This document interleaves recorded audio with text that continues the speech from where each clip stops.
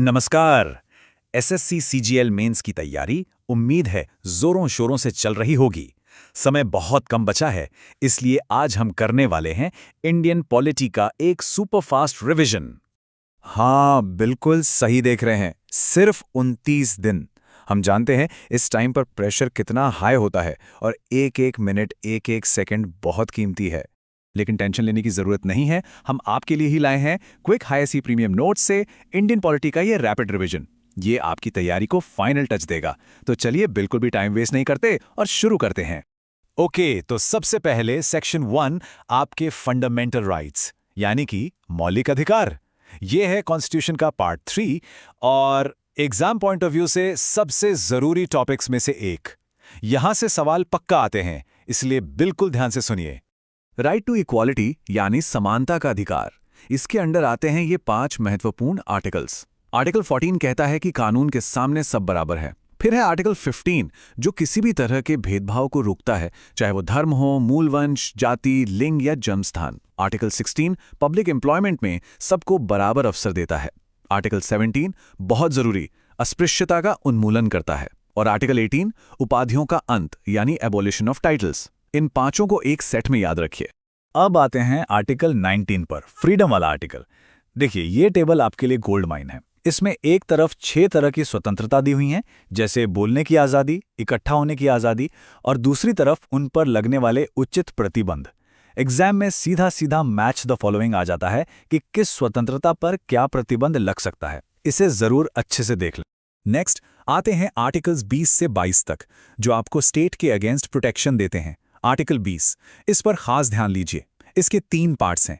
पहला, no ex post facto law, यानी जिस वक्त जुर्म किया उसी वक्त के कानून से सजा मिलेगी। दूसरा, नो डबल जेपर्डी, एक गलती की एक ही सजा। और तीसरा, नो सेल्फ इंक्रिमिनेशन, खुद के खिलाफ गवाही देने के लिए कोई मजबूर नहीं कर सकता। चलिए आगे बढ़ते हैं। शोषण के विरुद्ध अधिकार। आर्टिकल 23 मानव तस्करी और जबरन श्रम को बैन करता है। और आर्टिकल 24 ये 14 साल से कम उम्र के बच्चों को फैक्ट्रियों में काम करने से रोकता है।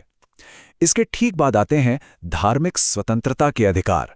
आर्टिकल्स 25 से 28 तक, जो हर किसी को अपने धर्म को मानने, प्रैक्टिस करने और प्रचार करने की आज़ादी देते हैं। और अब सबसे जरूरी मौलिक अधिकार, आर्टिकल 32।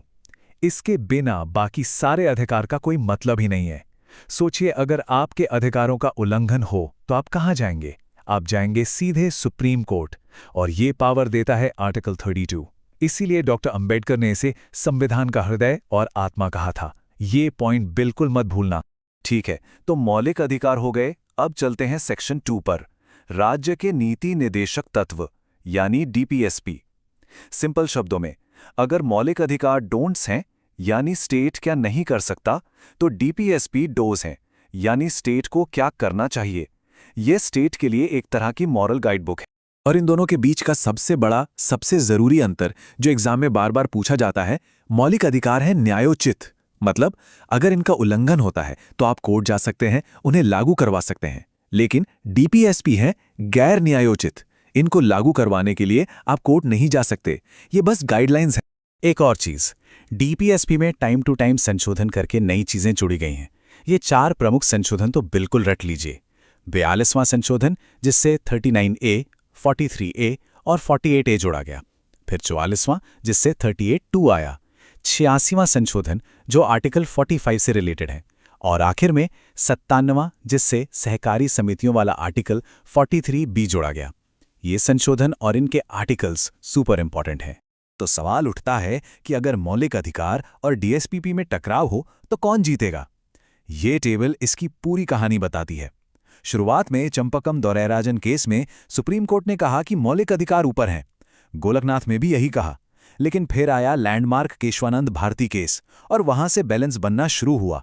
और आखिर में मिनर्वा मिल्स केस में कोर्ट ने साफ कर दिया कि दोनों के बीच संतुलन ही भारतीय संविधान की नींव है। दोनों ही जरूरी। चलिए अब हम अपने आखिरी और बहुत ही क्रिटिकल सेक्शन पर आते हैं। सेक्शन 3, आपातकालीन प्रावधान। ये आते हैं पार्ट XVI में। जब देश में कोई असाधारण सिचुएशन आ जाए तब इन प्रोविजंस का इस्तेमाल होता है। और हमारे संविधान में 3 तरह की इमरजेंसी का जिक्र है। पहला है आर्टिकल 352, यह है राष्ट्रीय आपातकाल। कब लगता है? जब देश में युद्ध, बाहरी आक्रमण या सशस्त्र विद्रोह जैसे हालात हों। दूसरा है आर्टिकल 356। इसको हम आम भाषा में राष्ट्रपति शासन कहते हैं। ये तब लगता है जब किसी राज्य में संवैधानिक तंत्र फेल हो जाता है। और तीसरा आर्टिकल 360। ये है वित्तीय आपातकाल। जब देश की वित्तीय स्थिरता को खतरा हो तब इसका इस्तेमाल किया जा सकता है। ये टेबल तीनों इमरजेंसीज को एक साथ कंपेयर करती है। इसमें सबसे जरूरी कॉलम है आखिरी वाला, मौलिक अधिकारों पर प्रभाव। राष्ट्रीय आपातकाल में आपके मौलिक अधिकार निलंबित हो जाते हैं। लेकिन, और ये बहुत जरूरी है, आर्टिकल 20 और 21 कभी सस्पेंड नहीं होते। बाकी दोनों इमरजेंसी का मौलिक अधिकारों पर डायरेक्ट इफेक्ट नहीं पड़ता। ये पॉइंट नोट कर लीजिए। तो ये था इंडियन पॉलिटी के 3 मोस्ट इंपॉर्टेंट टॉपिक्स का एक सुपर क्विक रिवीजन। उम्मीद है इससे आपको काफी हेल्प मिली होगी। अब आपका अगला कदम क्या होना चाहिए? जाने से पहले एक छोटा सा टेस्ट अभी हमने डिस्कस किया था। बताइए वो कौन सा लैंडमार्क केस था जिसने मूल संरचना सिद्धांत की नींव रखी और मौलिक अधिकारों और डीएसपी के बीच एक संतुलन बनाया? सोचिए, इसका जवाब इसी रिवीजन में है। और अगर आपको ये सारी इन्फॉर्मेशन और इससे भी ज्यादा डिटेल में चाहिए तो सीधे क्विक एसएससी की वेबसाइट पर जाइए और क्विक एसएससी प्रीमियम नोट्स की पूरी पीडीएफ डाउनलोड कर लीजिए। ऐसे ही और रैपिड रिवीजन के लिए सब्सक्राइब करना बिल्कुल मत भूलना। आपकी तैयारी के लिए ऑल द वेरी बेस्ट।